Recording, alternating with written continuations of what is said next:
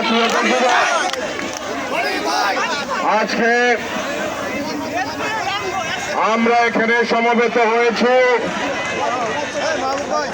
জাতীয় বিপ্লব ও সংহতি দিবস উপলক্ষে গাজীপুর মহানগর বিএনপি অঙ্গ সংগঠন কর্তৃক আয়োজিত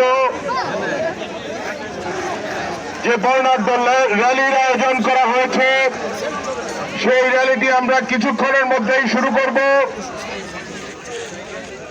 আমার সাথে এখানে উপস্থিত আছেন গাজীপুর মহানগর বিএনপির বিপ্লবী সভাপতি জনাব শওকত হোসেন সরকার সহ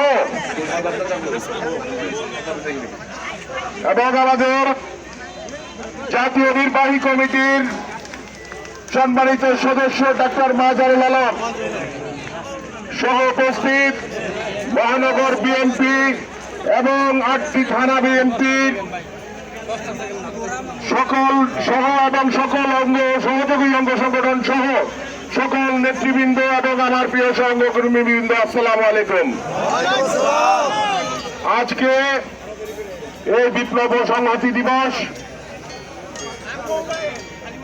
যেই ষড়যন্ত্র